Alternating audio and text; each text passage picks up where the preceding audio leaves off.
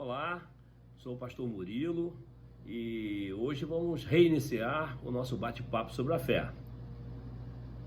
Ontem nós falamos que a maneira mais eficaz de nos aproximarmos de Deus é através da fé verdadeira. E chegamos à conclusão de que não importa se somos capazes, não importa o quanto somos bondosos, não importa a nossa formação intelectual, não importa nem mesmo o tamanho do reconhecimento das obras que realizamos. Se não tivermos fé, nada disso agrada a Deus. Apóstolo Paulo também chegou a essa conclusão ao dizer que tudo que não provém da fé é pecado. Romanos 14, 23. Essa fé verdadeira se traduz em frutos, em obras que agradam a Deus. Tiago explica esse princípio ao dizer que a fé sem obras é morta. Ele não estava ensinando que são as obras que suportam a fé verdadeira, a fé viva, mas que a evidência da verdadeira fé na vida do cristão o conduz às boas obras. Se alguém diz ter tal fé, mas não possui as obras, certamente sua fé é falsa. Essa fé é simplesmente nominal, histórica, é morta e não serve para nada. A fé nos leva a agir segundo a vontade de Deus. E nós vemos entre os versículos 8 e 29 de Hebreus os exemplos dos patriarcas e de Moisés. Eles agiram conforme a vontade de Deus. Eles foram impulsionados e conduzidos por uma fé que os levou a desafiar qualquer raciocínio lógico. Abraão alcançou de Deus o nascimento de seu filho Isaque, por quem havia esperado com muita fé quando já estava na sua velhice. Sua fé não estava apenas na obediência que ele demonstrou, mas em considerar como certo aquilo que era impossível. Abraão tinha fé que Isaque seria ressuscitado caso fosse sacrificado. Hebreus 11, 19. Sobre Moisés, seria mais cômodo para ele permanecer no Egito. Lá ele vivia como príncipe e tinha tudo o que precisava. Mas Moisés preferiu ser maltratado junto com o povo de Deus. Somente a fé nos faz renunciar aos nossos prazeres e agir segundo a vontade e as promessas de Deus. A fé considera Cristo acima de todas as coisas. No versículo 26, vemos que a fé gera em nós uma esperança que é mais importante do que qualquer outra coisa, por mais valiosa que seja. Essa palavra nos traz conforto. Sabemos que mesmo se perdemos tudo que possuímos por amor de Cristo, isso não significa que nossa fé desfalecerá. Ao contrário, significa que nossa fé estará mais viva do que nunca, conduzindo cada qual ao galardão que vem de Deus. A fé nos faz vencer grandes batalhas e alcançar milagres extraordinários. A partir do versículo 30, vemos que a fé nos faz triunfar em grandes batalhas. Foi pela fé que as muralhas de Jericó vieram ao chão. Foi a fé verdadeira que levou Raabe, uma prostituta, a produzir boas obras e, por fim, se tornar uma das ancestrais de Jesus Cristo, Mateus 1 e 5. Foi pela fé que os juízes e reis do Antigo Testamento subjugaram reinos e alcançaram promessas. Pela fé, Daniel, Sansão e Davi fecharam a boca dos leões. Foi pela fé que 3 homens, lá na Babilônia, sobreviveram ao fogo de uma fornalha superaquecida.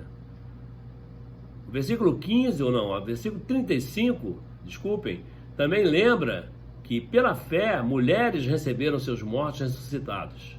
Aqui o escritor se refere aos eventos ocorridos com o profeta Elias, lá em 1 Reis 17, 22, 23, e depois com o profeta Eliseu, em 2 Reis 4, 36, 37.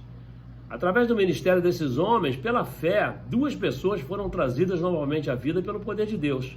É fácil pregar que Moisés tocou no mar e ele se abriu. É fácil dizer que Elias orou e o fogo desceu do céu. Difícil é pregar que a mesma fé fez com que Moisés rejeitasse todo o tesouro e o status do Egito para viver andando no deserto. Difícil pregar a perseguição de Elias pela rainha Jezabel escondido numa caverna. Nos versículos 35 a 38, o escritor diz que pela fé muitos morreram, outros foram apedrejados, perseguidos, torturados, provados, maltratados, açoitados, escarnecidos e presos. Muitos trocaram a própria vida pela esperança de uma futura ressurreição. Embora não conste na Bíblia, na tradução judaica, o Talmud mostra que o profeta Isaías morreu cerrado ao meio por ordem do rei Manassés. Falsos líderes Dizem que se você tiver fé, você terá uma vida sem problemas. Mas para construir uma fé verdadeira, uma fé que pode ser a causadora dos maiores problemas nesta vida, mas mesmo assim não se desfalece, é necessário que esse sofrimento te mantenha firme em momentos de grandes dificuldades. Significa que, embora aquelas pessoas vivessem pela fé, elas não puderam presenciar a realização da maior promessa de Deus, a vinda de Cristo. E nos versículos 39 a 40, o autor de Hebreus mostra que, mesmo com todos esses exemplos de fé no Antigo Testamento, aquelas pessoas não conseguiram ver a concretização dessa promessa. Juntos, todos os crentes de todas as épocas são aperfeiçoados em Cristo. A fé nos une em um só corpo, tanto os santos da Antiga Aliança quanto os da Nova Aliança. Os crentes da Antiga Aliança viveram pela fé na promessa que haveria de vir. Já os crentes da Nova Aliança vivem pela fé no cumprimento dessa promessa, a volta de Cristo Jesus. Entretanto, ainda que isso não ocorra enquanto nossa geração estiver viva, nós sabemos pela fé que ele virá. Nesse dia, nossos corpos serão ressuscitados dentre os mortos e reinaremos eternamente com ele.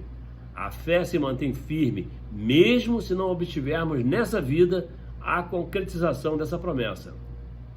Fé não é sinônimo de perfeição. Destaco nesse bate-papo de hoje que nenhum desses heróis da fé foi perfeito. Foram homens e mulheres iguais a nós.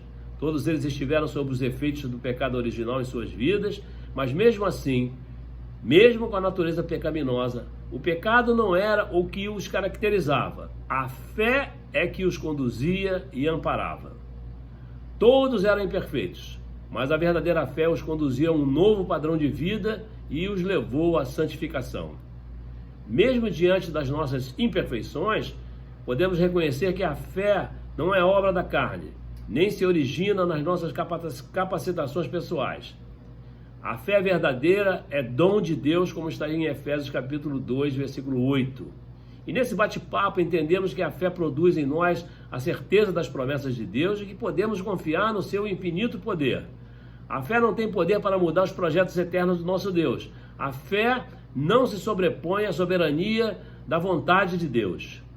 No final do capítulo 11, o autor de Hebreus lembra que nos dias de hoje não temos visto mais o mar se abrindo. Não temos visto mais a grande muralha sendo derrubada de forma sobrenatural. Não vemos mais a rotação da terra sendo detida para paralisar o tempo. Também não vemos mais fogo literalmente descendo do céu. Mas isso não significa que não temos mais fé como antigamente. Também não significa que nosso Deus mudou. Deus é imutável, é infalível. Seus propósitos são eternos. Todas essas coisas espetaculares do passado apontavam para algo infinitamente maior e superior. A obra redentora de Cristo Jesus na cruz. O maior exercício de fé não é buscar prosperidade ou grandes milagres. O maior exercício de fé é a certeza de que somos perdoados e justificados para uma nova vida em Cristo Jesus, nosso Senhor e Salvador. Jesus Cristo é o nosso maior exemplo de fé. É o maior milagre concedido à humanidade, é a justificação e o perdão conquistado por ele, Cristo Jesus, nosso Senhor, na cruz do Calvário. Nosso bate-papo de hoje termina aqui, mas ainda é tempo que você, ou para você confirmar, que Jesus é nosso padrão e exemplo de fé. Permaneça olhando para ele, Jesus, o autor e consumador da nossa fé, como está escrito em Hebreus capítulo 12 e versículo 2. Fiquem na paz do Senhor. Deus os abençoe. Amém.